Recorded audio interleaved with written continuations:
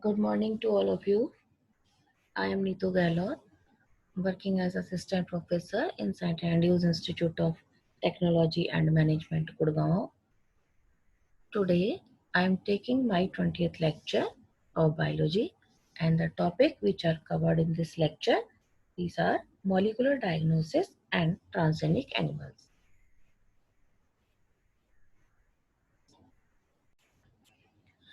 So, come to the topic, that is molecular diagnosis.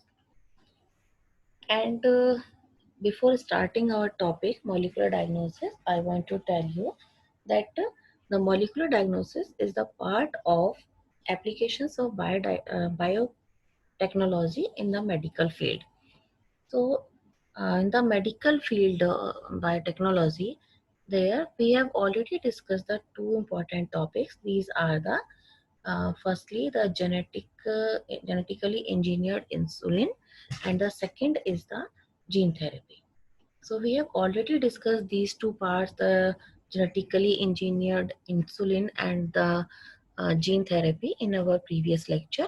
And now come to the topic, that is molecular diagnosis. So let's start our topic, the molecular diagnosis. Molecular diagnosis is used for the treatment of any disease in the early stage, or that is the early diagnosis of disease. So here that is the effective treatment of a disease, early diagnosis, and understanding the pathophysiology is very important. For the using the conventional method of diagnosis, there are the methods by just like the serum and the urine analysis, etc. So these are the diagnosis, early detection is not possible. So that the recombinant DNA technology, which is uh, discussed in previous lecture briefly, and then the polymerase chain reaction, it is also known as the PCR, and the enzyme linked immunosorbate assay, that is called the ELISA. So these are the some techniques that serve the purpose of early diagnosis. Or we can say in short that if we want to diagnose the disease in the early stage, so the effective treatments are that these are the possible through the molecular diagnosis, and these are the molecular probe, then the PCR is also, and ELISA, and the other methods are also effective. So the words molecular probe, that is a new word for lecture, and the PCR, we know all about the PCR, that the PCR stands for the polymerase chain reaction, and PCR topic is already discussed in our previous lecture in briefly, and it is very important for our exam point of view, and so that uh, prepare it very carefully. And then the next is the ELISA, and as we know that ELISA stands enzyme linked immunosorbate assay. So these are the techniques that serve the purpose of early diagnosis. So we are going to start now one by one, the introduction of the molecular probe, PCR, and ELISA, and these are the methods by which we can diagnose the disease in the early stage. So here we know that the using conventional methods of diagnosis, serum and the urine analysis, so early detection is not possible by this method. So here the recombinant DNA technology, polymerase chain reaction, that is PCR, and the enzyme linked immunosorbate assay is ELISA. So are the sum of techniques that serve the purpose of early diagnosis. So firstly come to the molecular probe. Here for the molecular probe, um, molecular probe is the radio or the non-radio labeled DNA segment. So these are the radio or non-radio labeled DNA segment, they may be the RNA segment or the antibodies. So these occur through the gyro electrophoresis. These here that we can take suppose in simple language we can say that the strand of DNA is attached with the radio or non radio matter. So radioactive matter. So this is the probe, and for the DNA, so that is the DNA probe, and for by that RNA, and that is RNA probe. So here the DNA probe, there is that we know that the DNA is a double helix structure, and here that is the DNA probe, and this is the radio labeled DNA probe, and it react with the DNA strand, and ये क्या करता है, ये अपना nucleotide को select करता है और एक्सटेंशन करेगा, जो उसके जैसे मैच करेंगे तो उनके साथ अटैच होगा, तो इट मीन्स कि वो वहाँ पे उनको डिटेक्ट करता है, ठीक है। तो that by the auto radiography. So here the we can say that a single stranded it may be DNA or RNA.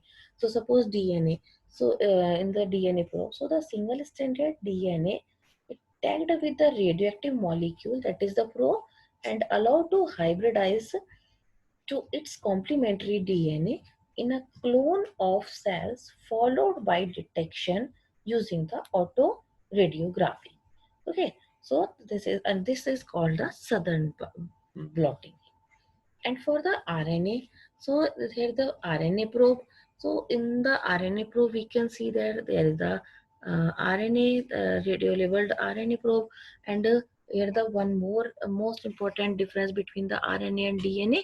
So we know that in the DNA there is the thymine and base is present, and the RNA there is the uracil in the place of thymine. So this is the major difference between the DNA and the RNA. So we can see in the RNA strand here there is the absence of thymine, and at the place of thymine there is the uracil. So now the after the auto radiography there is the detection by the detection of the disease, and that is the northern blotting. Now come to the third, that is the antibody. So here protein is here and the antibodies are joined with it. So here we can see that this is the part of antibody, and when the reaction takes place that it will be shined here, and after the chemiluminescence, that is that it can detect the disease here. So now this is the so these are the methods. These are called the DNA probe, by the RNA probe, and by the protein or antibody. Okay. So these are the Western. This is the Western blotting also. Now come to the PCR, second part of molecular diagnosis. So PCR, PCR stands for the polymerase chain reaction. Okay. So early diagnosis, or we can say that when the presence of pathogenic pathogen means that is a bacteria or the virus, etc., is normally suspected only when the pathogen has produced a disease symptom. So by this time, the concentration of pathogen is already very high in the body, and however, very low concentration of the bacteria or virus at that time when the symptoms of the disease are not visible. Okay, so they can be detected by the amplification of their nucleic acid by these are the PCR method.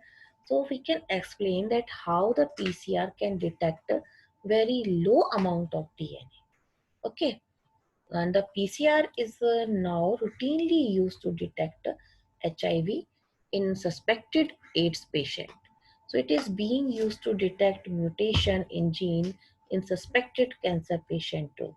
It is a powerful technique to identify many other genetic disorders. So now at presently the PCR has a very important role for the detection of the diagnosis of the disease. So here it can diagnose the symptom when the the symptom of the disease are not visible. Okay, so early diagnosis at a time when the symptoms of the disease are not yet visible is done with the help of PCR when very low concentration of bacteria or virus is present. So now the uses of PCR.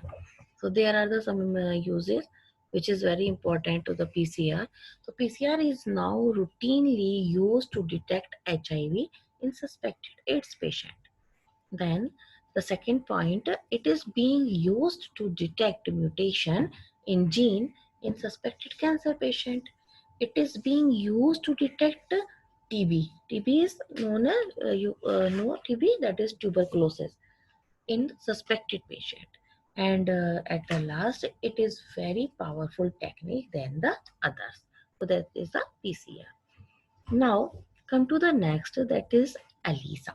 Okay, and here the ELISA, it is an immunological assay commonly used to measure, we can diagnose antibodies, antigen proteins, and the glycoprotein in biological sample. Okay, so this enzyme is commonly used to measure antibodies, antigen, proteins, and glycoproteins in the biological sample. So it is or ELISA, the principle on which the ELISA based. So the ELISA is based on the principle of antigen antibody interaction. So here the infection of pathogen can be detected by the presence of antigens. These are the we know that antigens are the proteins, glycoproteins, etc., or by detecting the antibodies synthesized against the pathogen.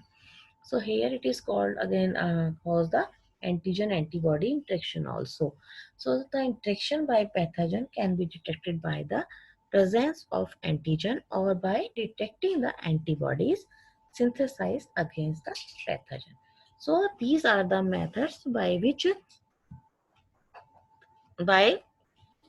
we can diagnose the disease in the early stage. Or these, I repeat again that these are the molecular probe. Then the next is the PCR. Then another method is the ELISA, and other method are also. So there are we know that all about the molecular probe. It may be the DNA probe, RNA probe, or antibodies. And then come to the second, that is the PCR. PCR is a very important, and we have we know the all about the PCR. And if you have any doubt on PCR, so then you can firstly you go to the previous lecture in which I explained the PCR in briefly. So that now the third is the ELISA also. Okay, so these are the molecular diagnosis methods. And now the next topic which is come in this lecture, that is the transgenic animals. So here, so now come to the next topic which is covered in this lecture also, that is the transgenic animal. Transgenic animal से क्या हम लोग समझते हैं? तो transgenic animals that have had their, it was there is a DNA manipulation. So there is a DNA manipulated to possesses and express and the foreign gene are called transgenic animal.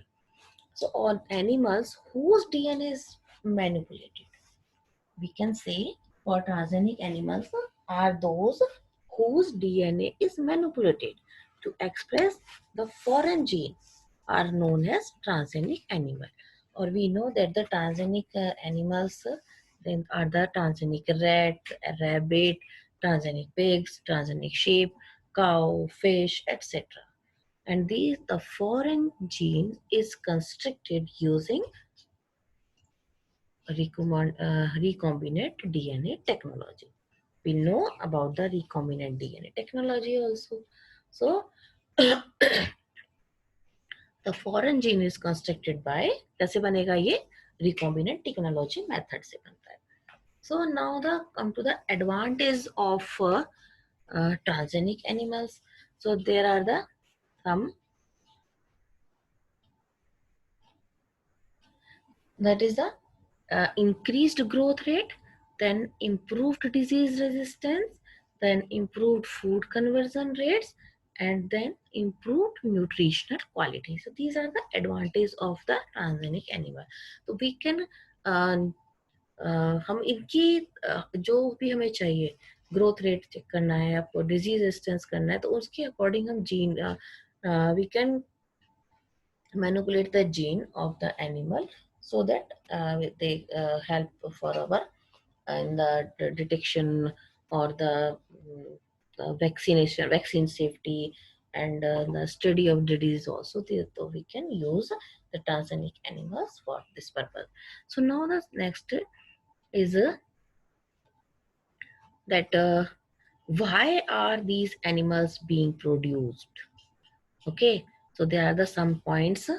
Uh, these are the first point is to study normal physiology and the development. And the normal physiology and the development is the first point.